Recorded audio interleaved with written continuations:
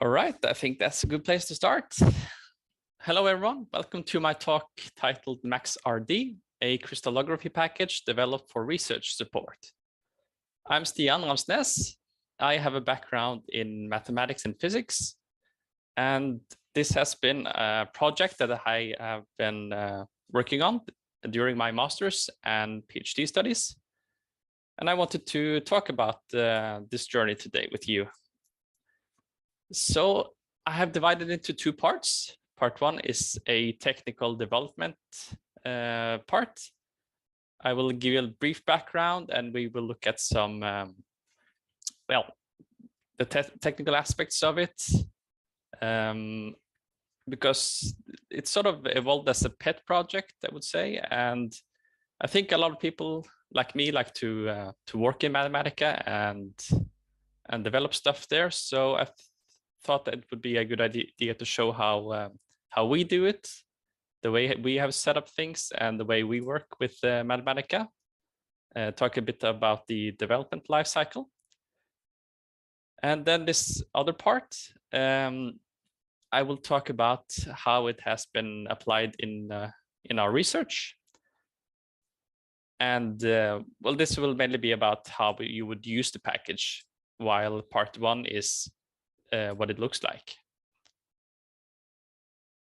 So this is within the topics of material science, but I don't think I would say that it's required for this talk to make sense.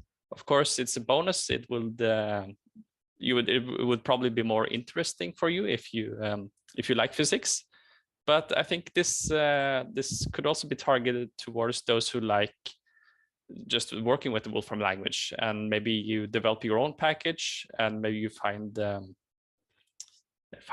the things we have done is something close to what you are doing. So I would say that as long as you're familiar with Mathematica or the Wolfram language, you would benefit from this talk. And also you could check out in the Wolfram community this link. I can post it in the chat.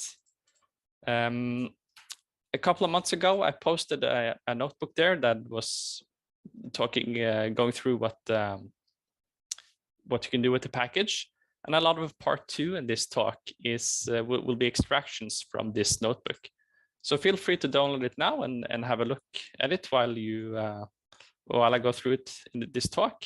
And maybe there's some more text there if you want to check out more details. Okay, so just a brief introduction to the background. I first saw Mathematica, or got introduced to Mathematica, in my second semester at the university. It was in our physics laboratory course that we were doing physics experiments and recording numerical data, and we used Mathematica to analyze the results afterwards. I think I fell in love with Mathematica pretty quickly. This was also the first time I was programming, so I really liked it, had a very great experience. And the course lecturer, who later became my supervisor, Gunnar Torkelsen, this is a guy who has been using Mathematica since the first version of it. And he said he also had the Mathematica on those huge floppy disks that belong in a different era now. So you could say he was a pretty huge fan of Mathematica and had a lot of experience in it. And I think much of his enthusiasm was carried over to me. And his close colleague, Helge Bøvik Larsen, they formed a small research team in, they focused on dynamical diffraction theory. So they had a lot of code scripts or snippets or Mathematica notebooks that they had used in the research for a long time.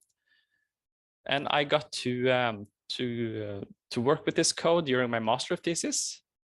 And then then I had a look at it for the first time. And the state it was in was that it was you could say that it had a lot of work done to it, but it was in a very inconvenient shape to use outside those that knew the notebooks in and out. There were a lot of global definitions and a lot of helper functions that you have to define just to get going, and stuff like that. So it was during my master's and my PhD later that I had the opportunity to develop on this code base and make it into an actual package. And you can see here that we had our first, the launch of version 1.00 in 2018. So it has been a project that has been around, or sort of been a very close companion in my studies. And this is what it stands for: MaXrd, Mathematica X-ray Diffraction Package, if you were curious about that. Okay, so just some notes on motivation for using Mathematica. So one point that you could kind of say belongs in here is that our little research team had invested some time developing these scripts that they used in their dynamical diffraction theory parts. But regardless of that, I would say that the best thing about Mathematica is the documentation center. This is by far my favorite documentation design in programming that I've seen. I just really like it. And I think when we made the package, we were very inspired by this principle, and also the principle of sort of keeping everything in one place, that you didn't need to go outside Mathematica to do the things you wanted to do. And, you know, frankly, I rarely go outside the documentation center to figure out what I need to do. It's not like other languages where you go on Stack Exchange to find out what you're doing wrong or how you can fix sort of the things you're doing. Yeah, and a very close companion, or very close competitor to Mathematica is the Jupyter notebooks. And I've worked a lot of, I worked with them too, but I still just find it very much more engaging to work with Mathematica notebooks. I think you get to work more quickly, and it's a very good way to explore new things and ideas and just work with data in general. And this final point here, symbolic/exact calculations, that could be useful to scientists. So in our context, it was natural to, or it has been natural to work with symbolic computations when we deal with the symmetry groups, which is of a mathematical group in nature. So it makes sense to have it there. All right, so I wanted to jump into the file structure first, just to get an overview of what it looks like. So if you go to the root directory of the package, it's all available on GitHub, by the way. I don't know if we've seen the link yet. Okay. You can see that about 30% is in the documentation. That's because we have a lot of figures and graphics that make up a lot of space. But inside the kernel directory, you have some data assets that take a decent amount. You can see these two folders: atomic scattering factor and cross sections. These are tabulated data from external sources that are required if you want to do some physics calculations. But in principle, if you just want to work with the mathematical aspect of the package, you can delete these if you don't need the functionality that they will call to. But something you shouldn't delete, that's very primitive to the package, is this space groups.m and point groups.m. I will come soon to what they are. Just look at the init file here. You can see that it really just contains one call to the definitions file. That's this one in the root again. And this is the one that contains all the definitions except some special symbols. And the way it works, and this I think is this part is something that's maybe is a bit peculiar to the way we do things is that we have all the usage messages in one file. And this is the way the package discovers all the functions that belong to this MaXrd package. And the actual definitions are enclosed in this private context. So if we load the package and look at the names inside it, it will have all the functions and also these special symbols that are prefixed by the dollar symbol. And I think the reason we did this was because some things that we define require or expect to work with global constants or variables like the lowercase ABC and lowercase alpha, beta, gamma. And we can have it this way while still not cluttering the namespace. So that's the reason why we did this, I think. Here's another view to view what the package is. You could say that there is some fundamental Wolfram language code that, in a sense, define the API to the package. And then you have these two special files that I told you never to delete if you want to use the package, called the point groups and space groups. So in these files, we have stored a lot of symmetry data. These are actually data from books, a book series called the International Tables for Crystallography.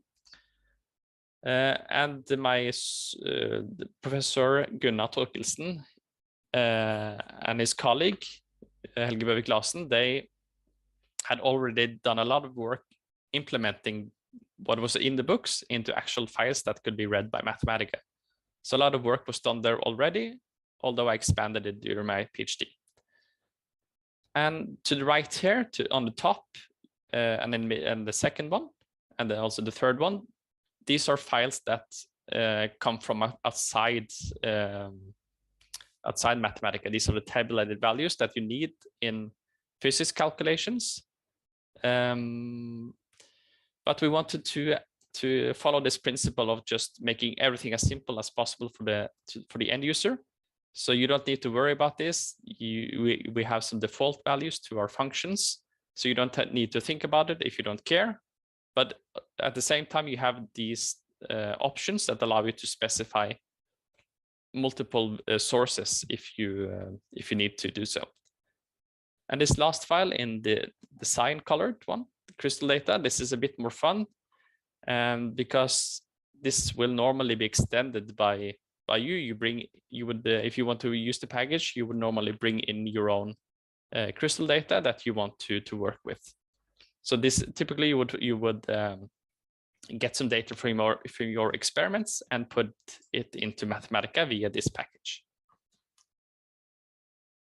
All right, so the point groups and space groups, I'll just briefly mention what they are if you're not familiar with them. So just to put it very simply, a point group is a symmetry group. So let's just look at the keys. It's really a large association, and there are 32 of these, and these are their names. And a point group, you can think of a point and a symmetry around it that leaves the point, everything around the point intact after some symmetry operation. So for point groups, it's just one-dimensional. You can do reflections or rotations about that point in a way that leaves everything around it looking the same. Then that's the definition of a point group, to have everything around looking the same. And if you do things a little more advanced and go to 3 dimensions instead of 1, so in addition to reflections and rotations, you allow translation. Everything gets a bit more complicated. You have, let's see, you have 230 of those. And the reason why people have done this to tabulate all the symmetry information from this is because it's very tightly connected to crystals. So a crystal is defined by a unit cell.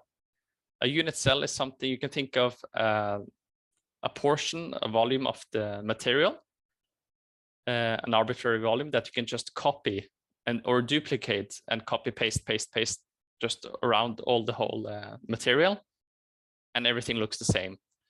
So it's this in 3 dimensions where everything looks the same. You can define it by a space group. So that's why it's so closely connected to crystals, because if you have a crystal like a common table salt, sodium chloride, you know, it's just really 2 atom species, one sodium atom and one chlorine atom that arrange themselves over and over again in the same pattern. Then it will be represented, you could say, by one of these space groups. So you have from very low symmetry here up to, well, you go through monoclinic and tetragonal and orthorhombic and hexagonal, all the way up to cubic systems. So very high symmetry there. So that's just a brief explanation of why we put this into the package, because you sort of need them if you want to work with crystals on the symmetry.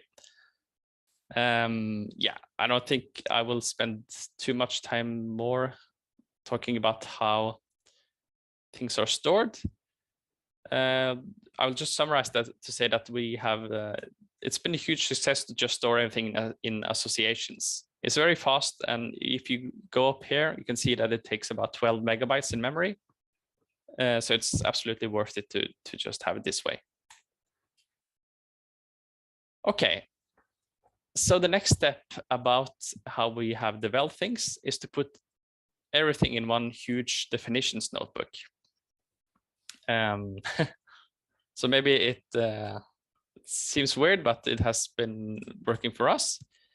I should mention that we're just a small group of 3 people, and I'm the main developer, so maybe it works very well in our case and not for so many others. And this sort of acts as the code base. And then if we, whenever we want to add more functionality, we put in the definition of a function in there. And what's special about this notebook is that we put on this auto-generate package flag. And you have a lot of initialization cells for the actual functionality definitions. And what that means is that whenever you save the notebook file, it generates a .m file for you. So you have all the definitions in one file afterwards. And then we have this special hack of getting out the usage messages from the documentation pages. So what you would first do is to make your documentation pages and then get the usage from that afterwards. Okay, here we have a dive into how the definitions notebook look like. Let me just close that first. So you see I have 4 sections, one for initialization of the package, a finalization afterwards, which is just end package, some hack to get the auto completion going, and then you have the actual definitions. So very standard way of getting the package started. You load the usage messages and all the files that I've been talking about before, and they are associated with these special global variables within the package. So we have followed the sort of convention with the core language to have a dollar symbol represent something that is a global variable in the context. So that's those sort of special symbols. And then each function has its own heading. And in the same, and something that's common for all of these chunks is that you have some common blocks to put in messages, if it's applicable, and options, again, if it's applicable.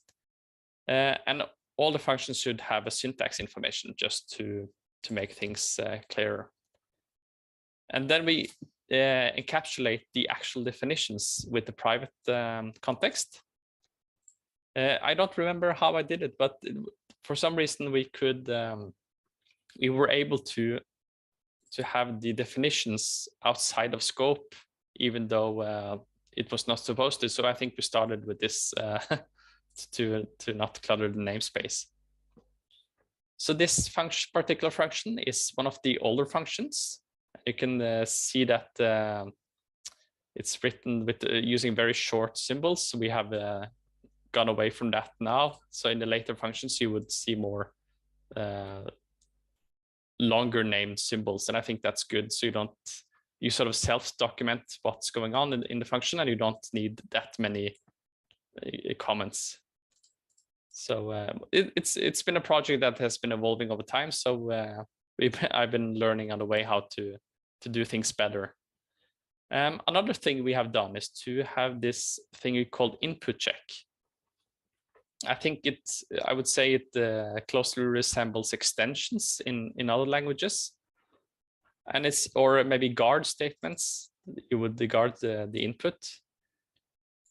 So that's a hugely overloaded function, and you would have these labels to sort of for each branch of what you're going to check.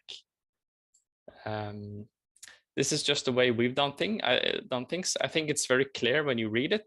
That's the pros, and the cons is that it looks very ugly behind the scenes because you have this large function definition and it's doing all sort of things. But at least it works well for us. Okay, just going to close this and show you a bit more newer functions to there's something I want to mention there. So this function called crystal plot. It's a bit advanced and it's a bit newer. I'm just going to take the zoom down to 50% so we get a more better overview here. Something we did here is to combine options from graphics 3D. This actually just returns a graphics 3D object. So we wanted to have all the options that were in this available for the users. And at the same time, we have some custom options that are just internal to whatever this function was doing.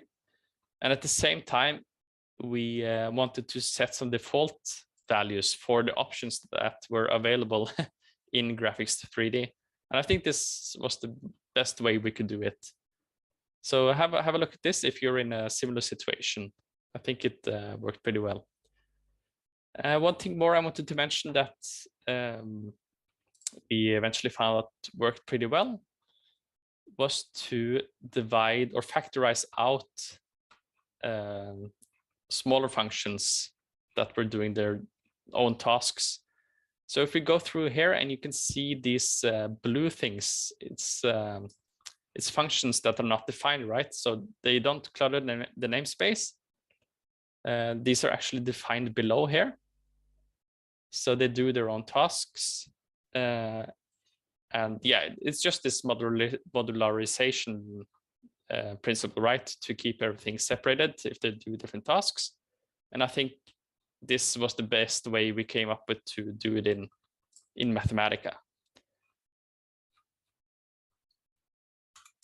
So you don't see them elsewhere. They just appear blue here in this notebook. Okay, that's what I wanted to say here. And yeah, this auto-completion, that's kind of fun. This was some years ago, so I don't know how it's implemented in the latest sort of Packlet tools now. But on a Stack Exchange page, we found this way to enable auto-completion. It's very handy for this package because in the point groups and space groups, you have all these names that we saw before. Remember the 32 point groups, the names of the 230 space groups. So it's a very nice option to have this because these are, of course, actually just specific lists of strings that should be it should be one of those, right? So so a lot of functions will accept or would expect either the name of a crystal or the name of a point group or space group as one of its input arguments. So I think it got a lot better when we were able to have this, because then you can have long names on your crystals and you'll get the auto completion helping you. So you don't have to have very short, ambiguous names for your crystals. Okay, and then about the usage messages again. So when we were done writing a particular documentation page for a function, it would be looking something like this, for example. In this particular case, with the import crystal data, we have 4 different signatures of how you can use the function. So we write this first using the documentation tools.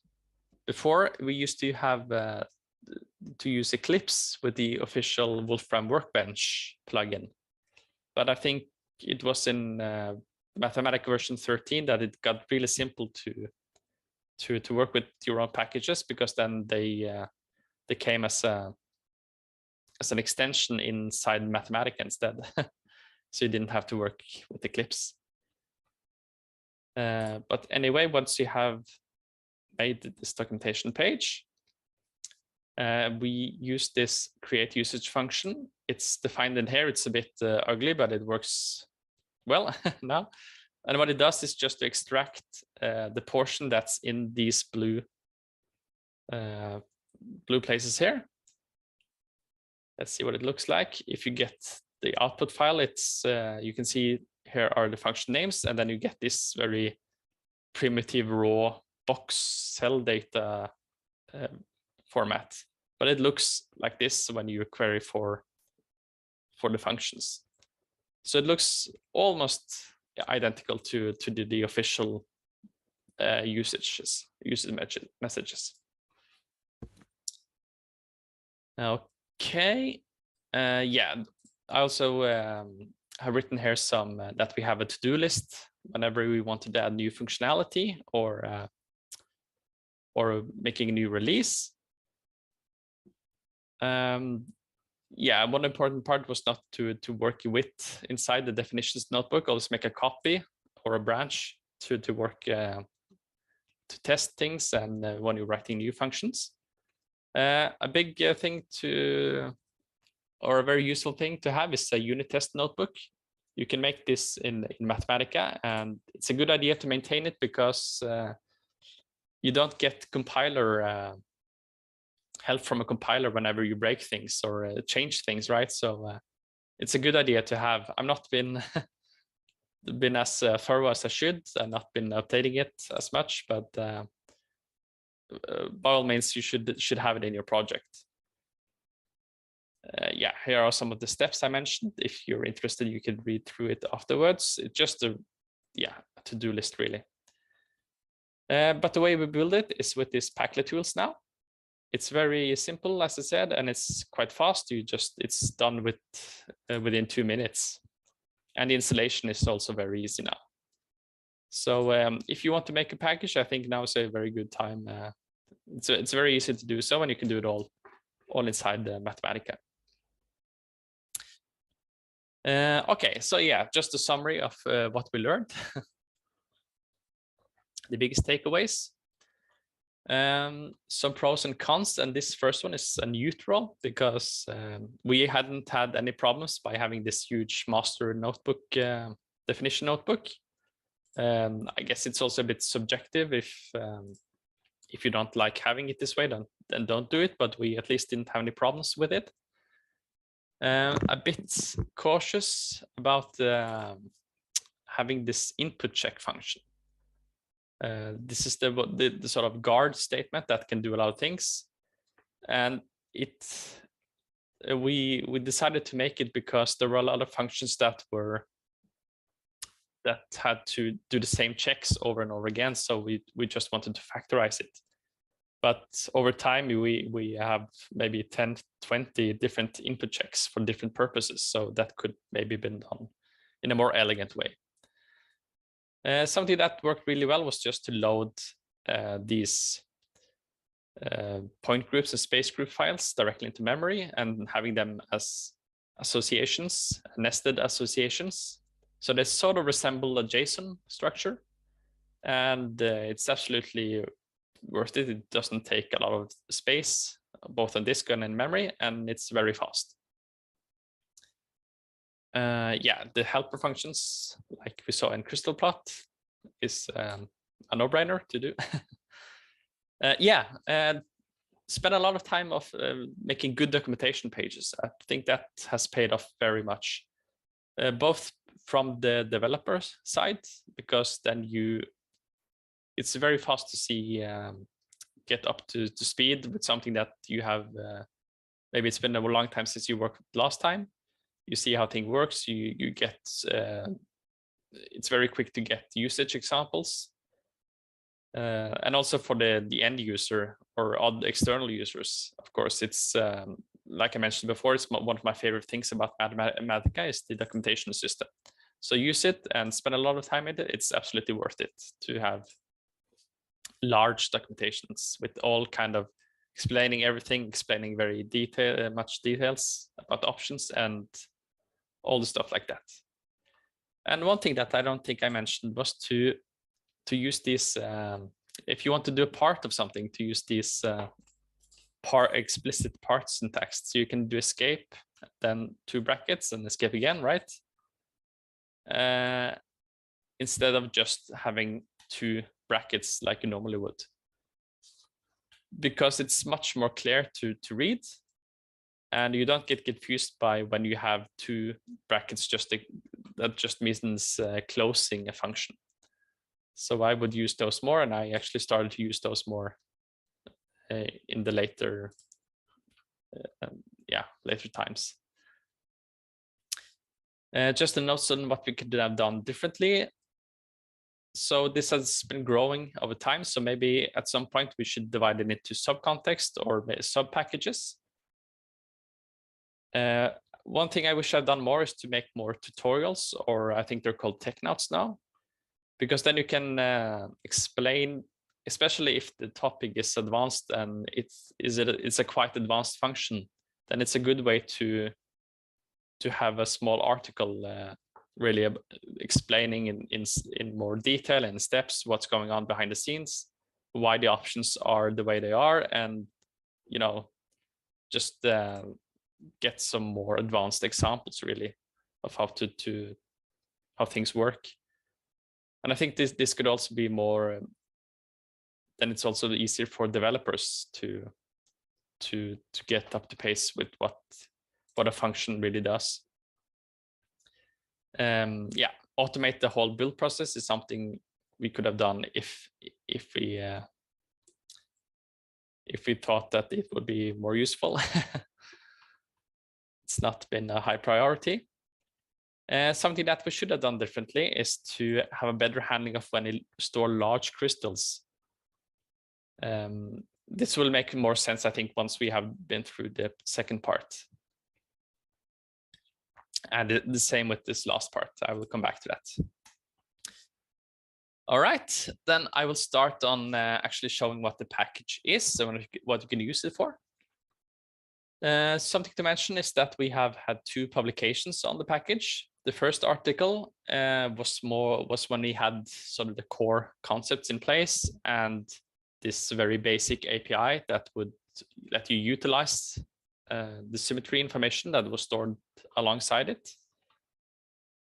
The second article came a few years later when we had developed a more sort of made the package more applicable to research, and we had made tools that would let you visualize the crystals and manipulate them and make models. Yeah. Okay, so if you want to get started, you can go to the GitHub page. You can just search MaXrd. You would probably find it at the top. And you can copy, there's a code there just to install it directly from the web. And you just load it like you would do with any other package. It doesn't return anything when you load it, but I also like to check the version just to see if everything is working correctly. Or yeah. Okay, so let's return to these points groups and space groups. First of all, you can, if you are very interested in this topic, you can see that there are actually some space group information already in Mathematica, in in the sort of standard library. If you search for element data, you can see that it has some information about, for example, carbon here. You can see the lattice constants. Those were the ABCs that we touched on briefly before. And it has some information about these cryptic names, right? But it doesn't seem to have anything other than this right now that I could find. So what our package brings is actually, you could think of it as a digitalization of whatever is in those the book series, International Tables for Crystallography. So here is one extraction for space group P6122. This figure illustrates what kind of symmetry operations operate on on the unit cell. It can get quite advanced really quickly, so don't worry if it's confusing. The point is that you have, for example, here a section about the symmetry operations. So these are actually just operations in a very mathematical sense. There are 12 of them for this, and you can look them up in this association like so. We can see that there are 12. But this API that I've been speaking about makes it simpler to just get this kind of information as when you want. So we have this function called get symmetry information. And I'm just taking the third part, just a random sample. And here you can see we have stored it as a transformation function. So if we apply this directly to a tuple, a coordinate tuple, you get the version, the new coordinates when the symmetry operation works on that coordinate. So it's very, I think it's clear, easy to use, straight out of the box, sort of. We have some options on most functions.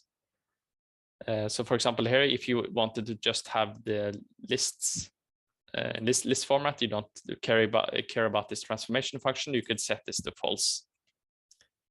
Okay, the next thing I wanted to say, from this extraction, is that there are something that's called special coordinates within the unit cell.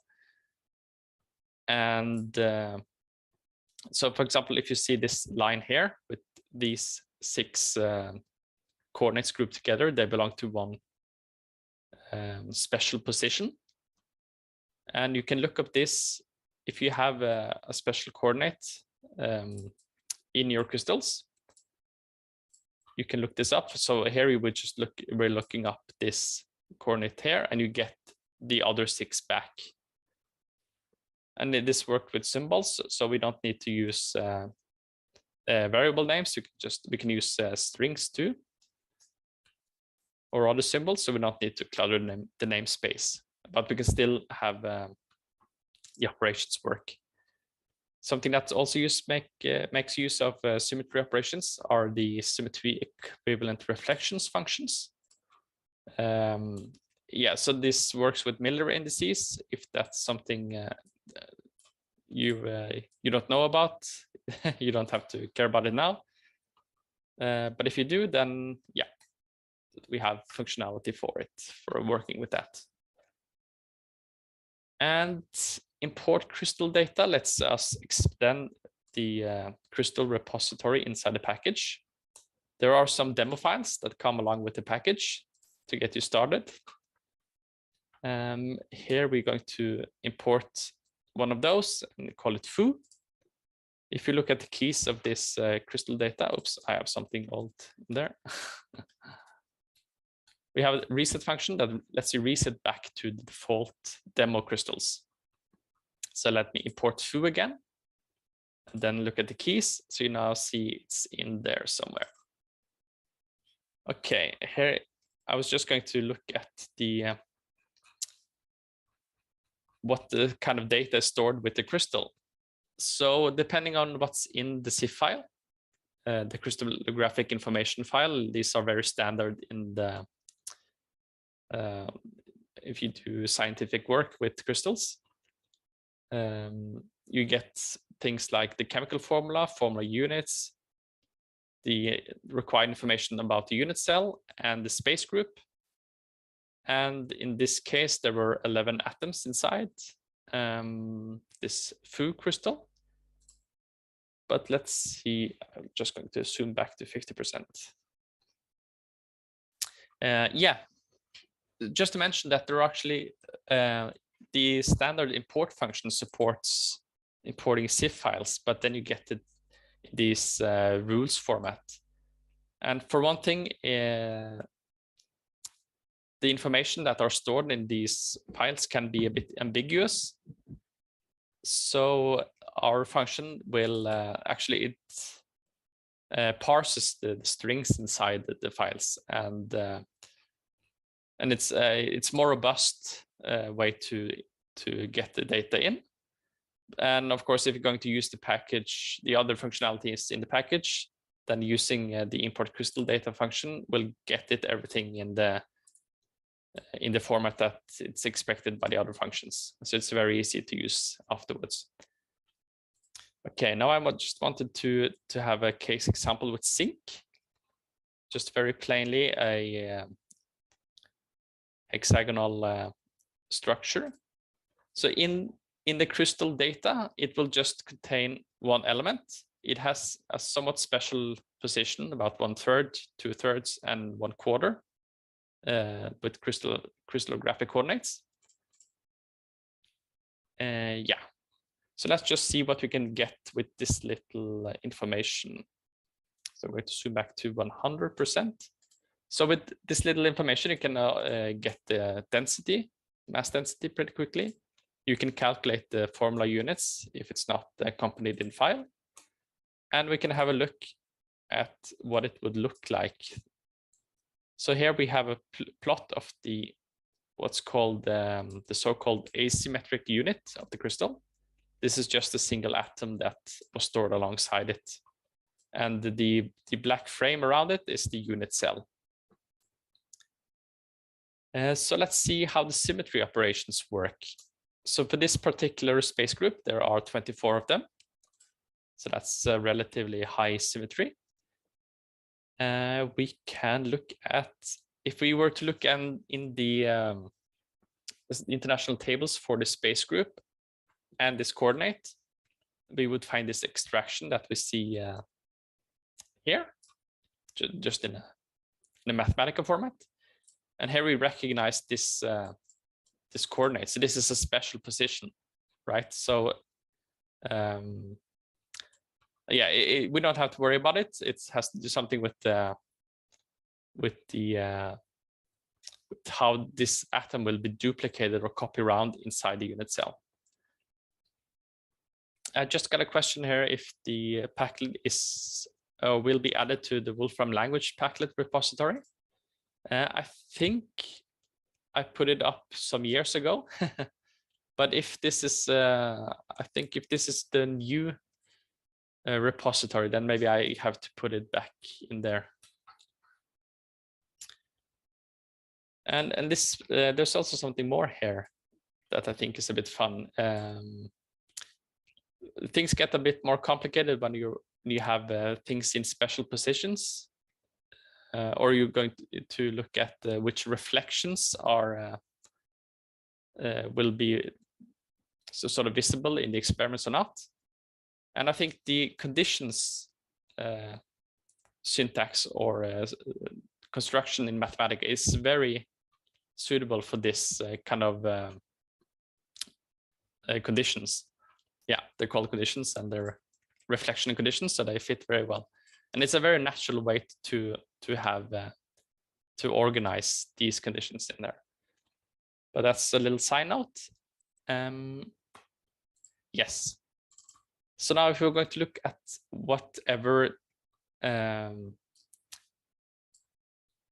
atoms would be generated by the symmetry operations in sync, for this special position, we get this back. So it finds that it belongs to this special position called C2. It has multiplicity 2 because it will be doubled. And if we were to plot the unit cell, you would actually find that it has 2 atoms. So yeah, if you don't get any, if that didn't make sense to you, it's I will just say that a lot of things you don't have to worry about. It will handle it automatically. Here we have another example with gallium arsenide, which has two atom species, so a bit more complicated example. Here's another function I wanted to introduce, expand crystal. So this one was actually used behind the scenes when we used this structure size option. And what it does is to extend the asymmetric unit of your crystal into whatever structure size you want. By default, it's 1 by 1 by 1, so just a single unit cell. But you can make larger sizes too. So this will make more sense if you're going to make a model, because you would maybe start with a small supercell of 3 by 3 by 3 unit cells, and yeah, as a starting point in your modeling. Okay, yeah, so this is the plot of this unit cell gallium arsenide. It's not, what we're looking here is not actually a true unit cell in its proper sense, because if you remember before when I talked about unit cells, it's something that should be able to just duplicate next to itself all over the material and still look the same. So if you try to copy and paste this block, this unit cell, and put it in next to the other cells, you will see that these on the corners, these atoms would overlap and crash into each other. So if you're going to build an actual model, you would probably need to take away this boundary. So if you look at this now, and if you imagine just copying this in your mind and pasting it just next to it, you can see that you get the same structure repeating, but none of the atoms are crashing into each other, right? Because this one will be copied to this place or this place when it's over there. So in some case, it's very nice to just plot it like this if you're just going to visualize it. But when you're building actual models, it can be important to have this boundary off. And there are some more options here. You can choose different atom radius. You can turn on some opacity like this, so you can see better the internal atoms. And yeah, there are a lot of more options. And then in addition, you can have all the options of the graphics 3D built-in function, right? Yeah, let's see. This is just another example. Here we have just instead of using the atom radius of whatever the atom species what's connected to the atom species, we just set one fixed radius and also put on bonds to make it more yeah, better looking in some cases. So these are actually just graphic 3D objects, where these are spheres and these bonds are cylinders. And a lot of this space group information that that I've talked about so far is applied underneath the hood here. Let's see. Yeah, this is a function called Bragg angle. It was one of those early, very fundamental functions that came early on in the package. It is connected to physics, and it's something that's it's a fairly simple calculation, but you need a lot of things to get going. You need to know a lot of things about the experiment, and you can see here that it has a lot of options in the way you could use it. You could either have the crystal label with or without the wavelength, or you can use a metric directly. Here's an extract from the documentation page. So you can see here is some reference to a formula, a mathematical formula on which it's based. Let's just see here. Here it is again, Bragg's law.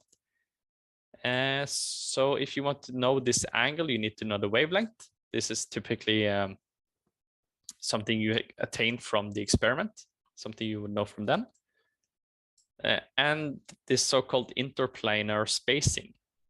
This itself is connected. You need to specify the Miller indices, these HKL values, but you also need the metric of reciprocal space, which is connected to the metric of direct space, this G, which again is related by the lattice parameters, the ABC, and the angles alpha, beta, gamma. And another thing that can complicate things is that some people are used to working with wavelength values. Other people prefer to work with energy. But in Mathematica, you have this quantity function that I like a lot. So to avoid confusion, you can have units on in most of the functions that calculate some physical quantity. And in this Bragg angle, for example, you can either provide a energy parameter or a wavelength parameter, and it will figure out to the conversions that necessary. And since our team has been primarily working with wavelength units, if you just give a numerical input like this, it would assume it to be in Ångström, so in a wavelength unit. Yeah, okay, there's something called systematic absence. I touched upon it briefly before when I was giving an example of this special position with zinc. It's just another complication that needs to be handled, but you can read more about it in the Wolfram community notebook if you're interested. And yeah, interdependencies are just handled automatically whenever possible. So you would provide as little information as you need to the function. I don't know if I had the function called example. Yeah, you can see one here. You just need the crystal you're working with and a wavelength, unless it's accompanied with the experimental data, and the HKL values. Those are just 3 parameters, and then you get a result back with units by default. So here there are in angles. And yeah, was just an example. So things are very simple to use, but can be quite complicated in the background. And often we would need to generate a suitable list of these reflections, right? So these HKL values are just arbitrary. But when you're working with a given crystal, you often don't want to just punch in these numbers manually. So often when we're starting on a new notebook, we're exploring something with our data. We want to create a list of suitable reflections, and we wanted to have it checked so we don't have a lot of duplicates in terms of symmetry equivalence. So we would merge these. We would not want to have these systematically extinct reflections. And depending on the wavelength that's connected to the actual experiment, we want to filter out those that you wouldn't observe in the actual experiment. So we have, I'm just going to import this again. And this is the one I called foo before. So here you can see in this experiment, there's a wavelength associated with it. So here, it's very simple to use. Now we can just say reflection list for this crystal. So you see, we get about almost 2,000 reflections that are suitable for this crystal. So maybe when we did the experiment, this was on the synchrotron in Grenoble, France. So this was it's a very high energy wavelength actually. If we would do this in a sort of conventional X-ray setup, this is more likely wavelength, the copper K alpha edge wavelength. And then we would have around 240 suitable reflections instead. All right. let's see here. Yeah, just a note on something that has been applied, or a way of applying the package is to plot this kind of to make this kind of plots. And we work in two systems, right? We have one crystallographic system that makes it it's more convenient with regards to the symmetry. For example, here is some ice. They have this hexagonal symmetry. But if we want to work within in the real world data, we would want to convert, or like plotting these in this Cartesian system, we would need to transfer it back to Cartesian coordinates. Here are some examples of how to do it. This is a matrix that lets you do it, the transformation. This is built in. It was one of the ones with A, B, C, and alpha, beta, gamma globally defined before. Yeah, these are just some details of ways to do the conversion. So like here we have a convenience function that lets you get the Cartesian coordinates very quickly. Okay, so here we have some examples of functions that use the tabulated data, but they're not that exciting to look at. To get the scattering cross sections, you have the minimal inputs here, just the crystal and the wavelength. This mu in the attenuation or absorption coefficient can be calculated. So here, for example, with copper and the specified wavelength, you can get this mu. So a lot of these basic functionalities can be it belongs maybe in a physics laboratory where students are learning about space groups and point groups and crystals for the first time, or need to get these kind of basic values out. But I don't think I will spend that much more time on that. You can look at it yourself if you're interested. Okay, so now this next sort of subtopic is the modeling functionality.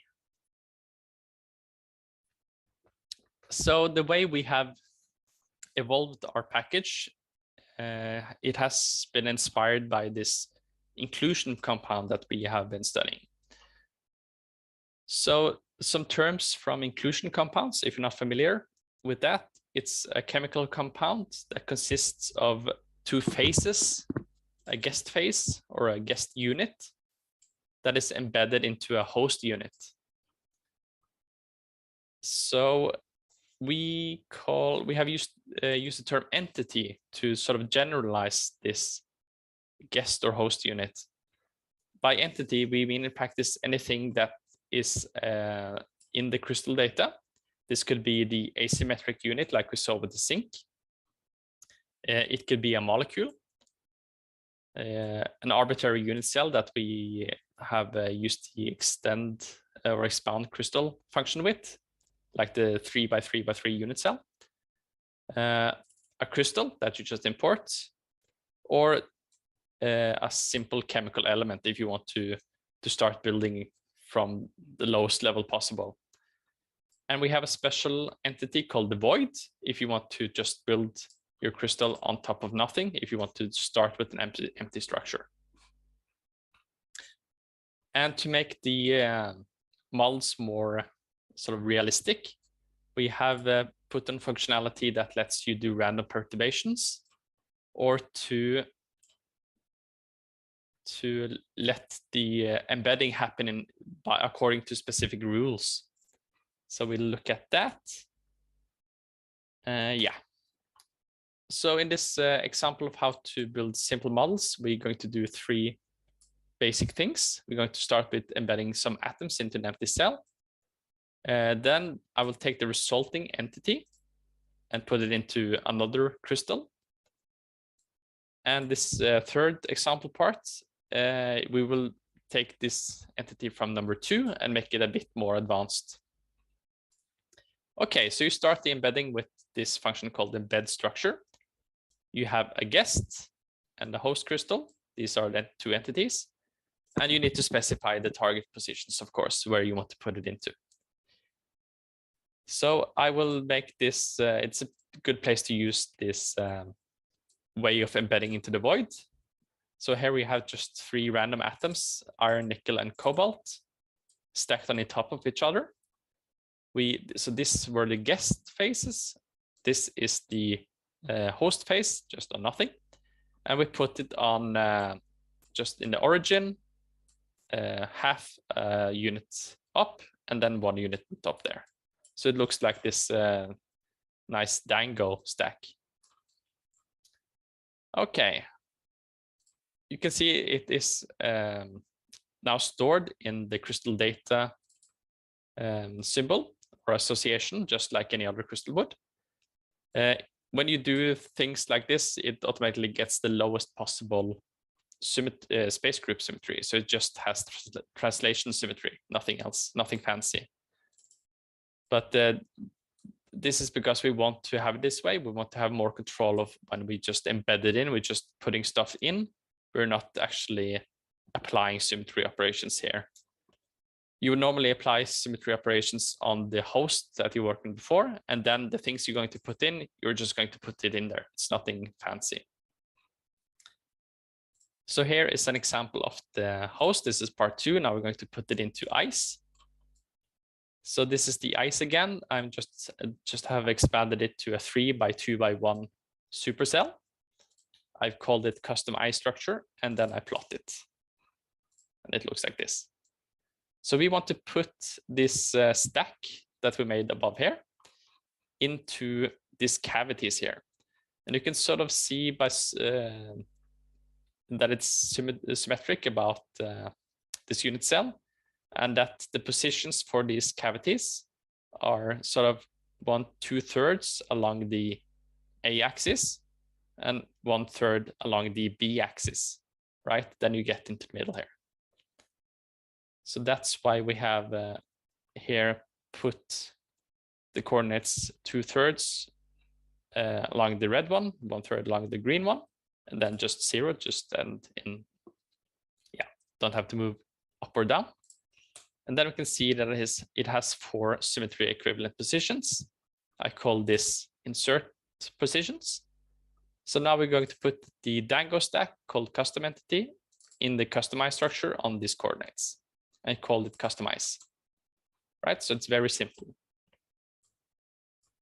And by default, it finds the other equivalent positions for these cavities.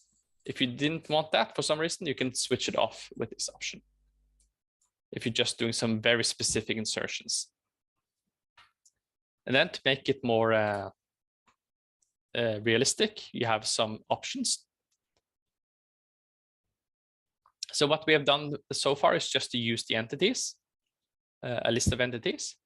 But what you can also do is to impose some conditions on where an entity should be put in to restrict the placement, for example, by the C coordinate or by the X coordinate. Or you can have a probability distribution. So you can have maybe a 80% chance of getting entity 1 in place and a 10% chance of getting entity 2 in another place, and so on, to make it more random. And the perturbation options are below here. You can either distort it by some value, or you can rotate it by some value. You can see more details in there. Let me just show you here what we can do.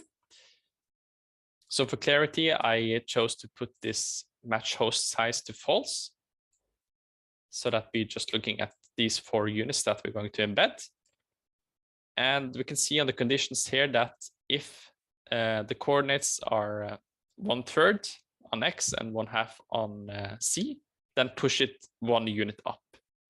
So that's the one we see here. And the other one is pushed down 1 unit. That's this one. And the other ones that didn't fall into either of those are just put in a normal fashion. let's see what we did here. Yeah, this is just the way to expand it to the whole crystal if you want this pattern. Then we just do some tricks with the fractional part. So there's, I think it's a good, when you work with Mathematica, that you have many options to do things. You just need to explore it a bit in your own notebook to understand it. And let's see. Yeah, here are some rotation options. So you, in this first part, you can have a random selection between either that one or that one. So there's a 50% chance of it rotating not at all, or 180 degrees about the first rotation axis, which by default is this red A axis. So you see two of them are rotated or flipped 180 degrees, and then a range of between -15 and 15 degrees about this green one, the secondary axis. Of course, you can set the rotation axis also if you want to do something more complicated. Here we have the result of a distort functions, now distort crystal function, or distort the structure by a vector function. In this case, a sine-like function. So very exaggerated here, but you can impose some perturbations in this way too. And you can also do this as an option in embedding, so that the sine function or whatever vector function you have follows, or the embedding positions follow this vector function. So you would embed it in a more natural place. Here's another example of distorting it by a triangular wave. Yeah, so if you're interested, do check out the options. Okay, so in the next step of our modeling, we figured we needed to go one higher level up in the modeling world. And instead of just looking at unit cells or supercells that were customized, maybe we should look at domains inside the structure. So a domain would consist of several of these unit cells typically. So we made a function for creating these. Here we can see how it evolves. It's just a Monte Carlo method. So we started with these domains, one color for each domain. So they're identified by some integer and then represented by color. And then you just have this sort of fight. And in this case, it converged or reached a complete dominance by one type after 20 cycles. So maybe there were just, this is a very small example of 7 by 7 cells. Maybe if we do 20 by 20 times 1, you can have more exciting results. So this is just something that that lets you build a randomized model. And also here, yeah, you can do it in 3D. So here it ended up in these two domains after 20 cycles. Yeah, so what you would do with this is, well, we can look at what you get. The random domain here. It's just a list of two sublists, one that says the size and one that contains all the identifiers of the cells in the domains. So in this case, there were 3. You see 3 colors that survived. So let's see if we want to embed 3 entities into these 3 colors. Then it's pretty straightforward to do this. We just need to have a map between the identifier and the crystal entity you want to embed. So here we have just 3 simple atoms again. We have the mapping here. Then we use a function called synthesize structure, which supports this kind of mapping. So you just need the domain, you need to call it something, and you need the mapping. So here we can see this, maybe I should create it again. Yeah, so this can be translated into this. Let's see if I need to do the mapping again. Into this. So normally you would have something more complicated than just a single atom in each site, but this is just a great way to illustrate that it works the way we would expect it. Yes, and then a final thing about the rotations, about the domains, is that you can also impose a bit more perturbations here by rotating it. So you can rotate it. You have some options to choose the anchoring position. So you can rotate about the host, for example. Then you have the anchor down there. You can rotate one domain around about that place, or maybe about the centroids. So if you want to rotate about the green domain centroid, you can do that too, or just each individual cell. So for the blue one, it's there, and for the red ones, it's there. So I have all sort of options.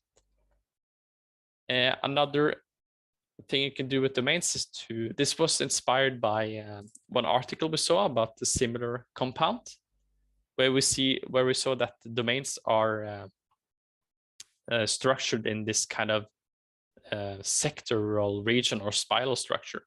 So we wanted to be able to make models with this kind of layout. Yeah, this is one way to do it.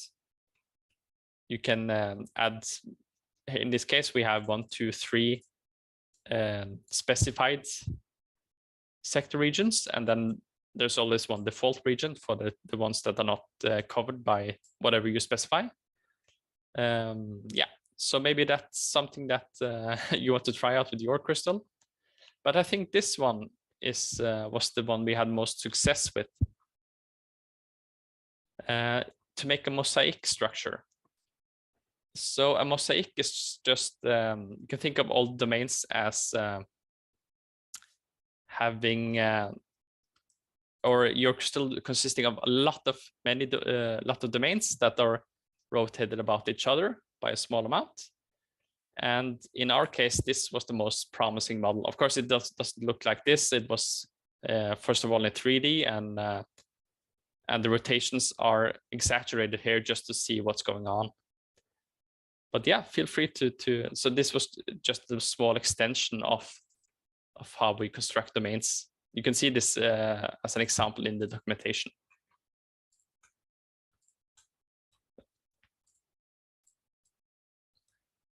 Okay, so reciprocal space is another part of the modeling. This is, I guess, it's more interested if you work with diffraction. But the idea is that you can simulate how the patterns of the crystal would look like in if you would do some experiments. So you can have a look at that. These are just very basic geometrical outputs. A real-life experiment would look something like this. And you can simulate this with the functionality you have in MaXrd, and you can get the patterns out, and you can get from the real experiments, and you can overlay them so that you can check with reflections that you specify and see that you have them in your experimental data. So this one was a particular useful function for us. Of course, you can say that it was a bit specialized to our use needs, but it's still generalized enough to work with other crystals too, I think. Yeah. So this is a geometric, it's just the spheres, and they're scaled in radius according to their structure factor or intensity. Yeah, so if you like this, look in the documentation, see some examples. You don't need any external tools for this. If you want to make a more realistic package, then realistic image, then you should you can connect MaXrd to external programs, but you need to read the documentation for that and see how to do it. Yeah, here are some actual models, or the way we made actual models in our research. You can see we started with something from our experimental setup. We just did some cleaning to just get the parts we wanted to build, here in this case the host. So we put out cleared out all the guest units and put them in ourselves afterwards in a certain perturbation pattern. So yeah, so these are some snippets from actual steps in building models. So here we have put them in this spiraling fashion, for example, and we tried a lot of variations that are almost similar, but still make up different models to test things. Okay, so if any of that was a bit too fast, then I should go and have a look at yourself, at the things that you were most interested in. Here are some links to the articles and web pages and some books for further reading. But I think that's all we had time for. If you have any questions, then you can post them now. And thank you for your attention.